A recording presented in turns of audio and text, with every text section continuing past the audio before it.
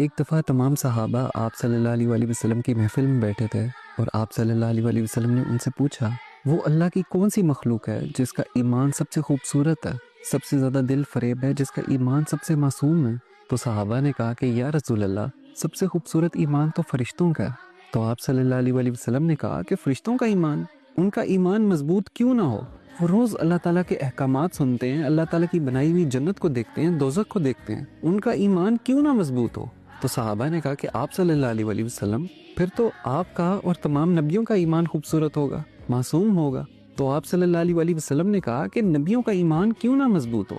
ان پر تو اللہ کی وحی نازل ہوتی ہے، اللہ تعالیٰ کے احکامات ان پر اترتے ہیں، ان کا ایمان کیوں نہ مضبوط ہو؟ تو صحابہ نے کہا پھر ہمارا ایمان مضبوط ہے، معصوم ہے، دل فریب ہے۔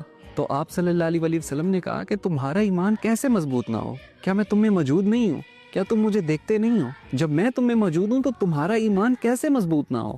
پھر آپ صلی اللہ علیہ وآلہ وسلم نے بتایا کہ سب سے مضبوط اور سب سے دل فریب ایمان ان لوگوں کا ہے جنہوں نے مجھے نہیں دیکھا، جنہوں نے اللہ کے احکامات کو مجھ پہ اترتے ہوئے نہیں دیکھا، لیکن پھر بھی جب ان کے سامنے کوئی اللہ کی آیتیں پڑھتا ہے تو ان کے دل ڈر جاتے ہیں، اللہ کے خوف سے وہ ڈر جاتے ہیں۔ اور آپ صلی اللہ علیہ وآلہ وسلم نے ساتھ ہی فرمایا کہ اگر تم صحابہ 10 میں سے 9 چیزوں کو مضبوطی سے تھام کے رکھو اور کسی ایک چیز کو چھوڑ دو تو تمہارے لیے آخرت کا حساب بہت مشکل ہو جائے گا، بہت سخت ہو جائے گا۔ لیکن اگر میری آنے والی امت 10 میں سے 9 چیزوں کو چھوڑ دے اور کسی ایک چیز کو مضبوطی سے تھام کے رکھے تو اس کے لیے حساب کتاب آسان ہو جائے گا، اس کی آخرت